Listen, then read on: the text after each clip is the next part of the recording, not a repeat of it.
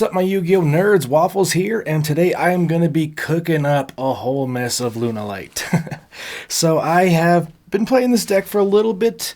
I've been doing a whole lot of gold fishing with it, and it is an awesome deck. It is... I'm not saying it's tier 1.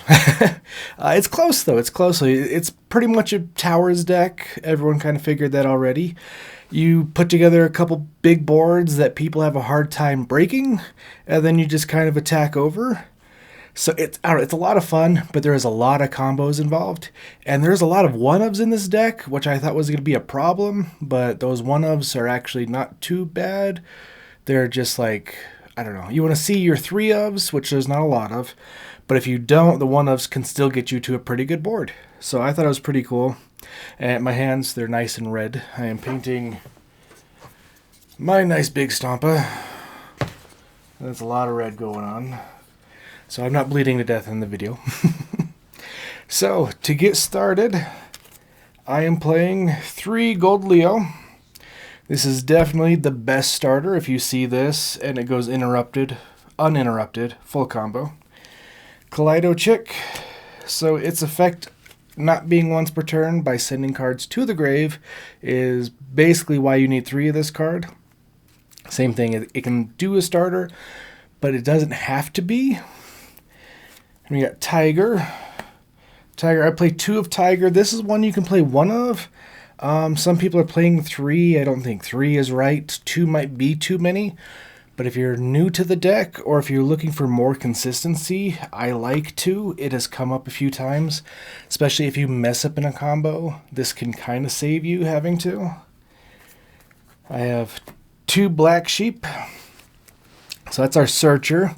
This one you want to try to add to hand, but you discard and get Poly off of it. So if you do have this in an opening hand, it's not bad. That's why I like 2.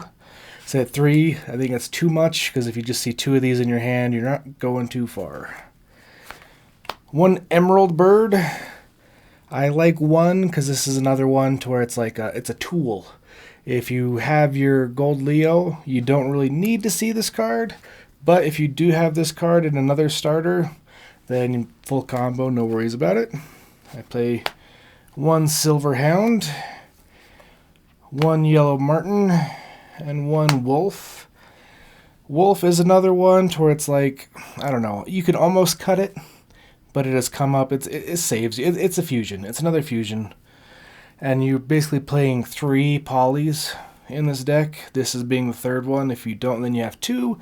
So if your searchers do go awry, you can search this pendulum and still get your fusion, which I like.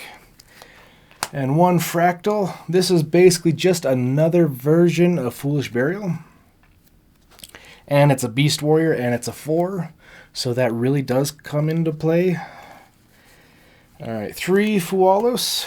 Fualos is still super great this format. I don't imagine there's going to be too many formats where Fualos is not useful. I'm playing 3 Perfume. Not a once per turn, which is great.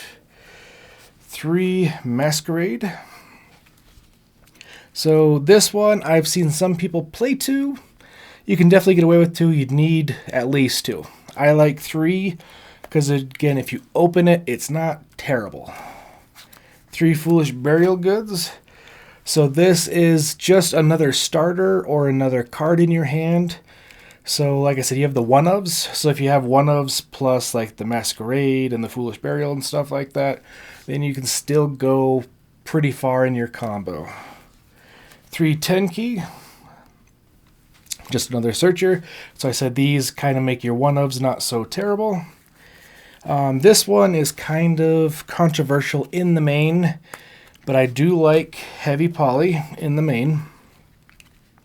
So if you're going second with it, you can basically make a big monster, hopefully clear the board, and you kind of go on with your plays. Some people don't like it in the main, they just like to side it, but also, if I know what I'm playing against, this is an easy side out. Like I said, when you don't know what you're going up against, being able to make at least 1 big monster is super nice. But if you do want to side this out, that is totally fine. There's a lot of people that don't play it in the main. I like it. It just seems, I don't know, it helps me. 3 Super Poly. So some people are going to be playing droplets. I think droplets are fine too. If you're not going to play this, you do play droplets. Super Poly.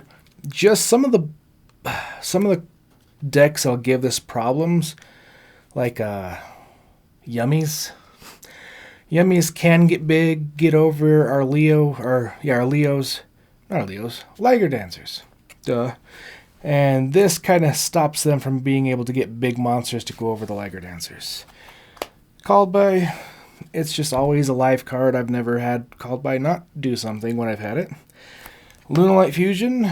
So you can actually get away with not really playing this card, I've noticed.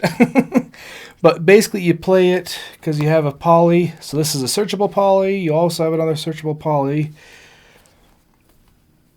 And so that is going to help you out. So if you do draw Masquerade and you are searching for another Lunalight spell, then you just have another Fusion.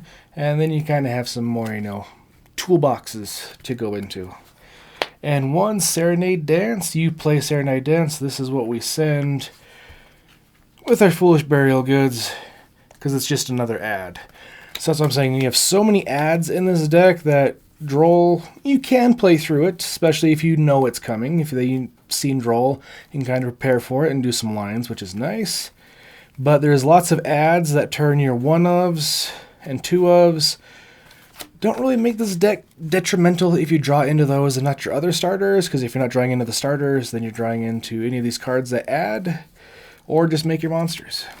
So it is fairly consistent, especially for having 1-ofs, like 3 1-ofs, which everyone's like, oh, you don't want to see those, but it's not terrible if you do.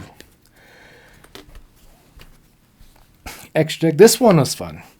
Brotherhood of the Fire Fist. So this is a need for this deck. I didn't think it was, because like it just gets you the 10 key, but it really is. This can make you go so much further with just so little in your hand. That's why I play the 3 10 key. And I've got 2 Leo Dancers. Definitely 2. Because if you are going full combo, you will start banishing these.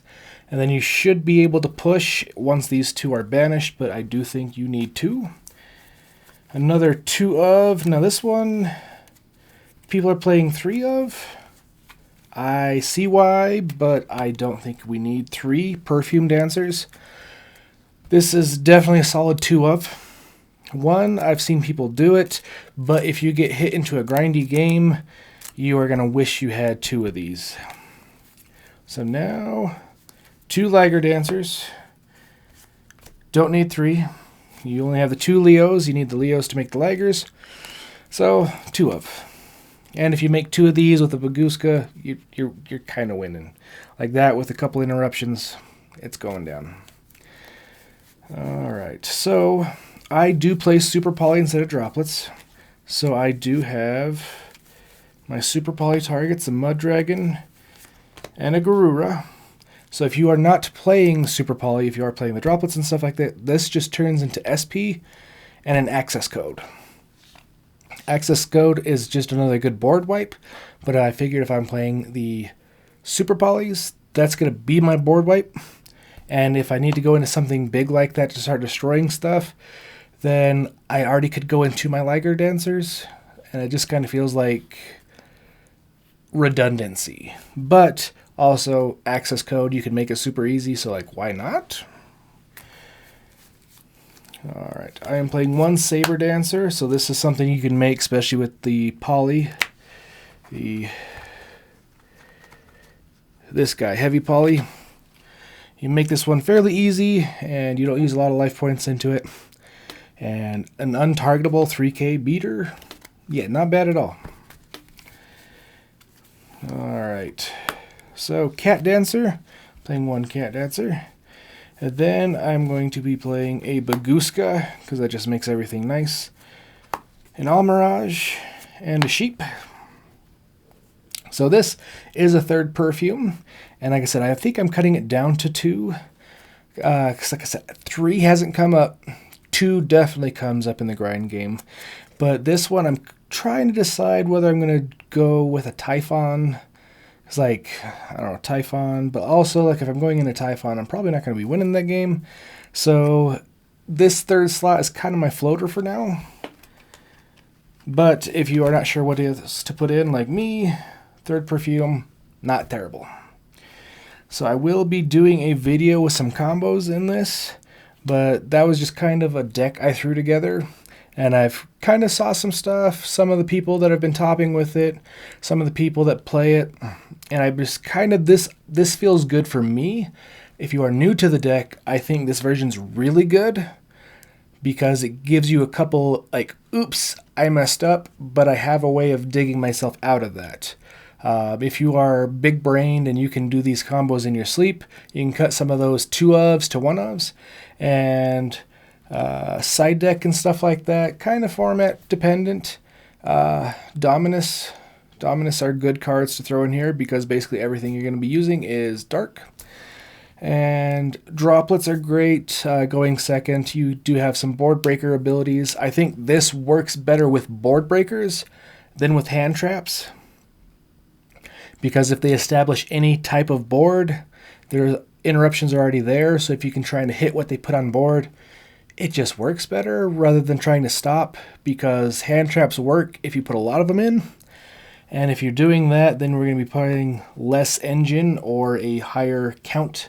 So when you do see hand traps over the breakers, you have lots of hand traps and like one starter, and that gets interacted with, then you're kind of SOL.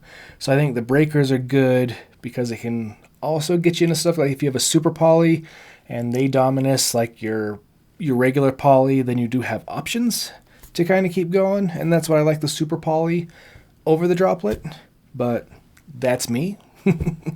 So this deck is a lot of fun. I'm going to definitely be doing some videos playing it and some combos. So hey, thanks for watching.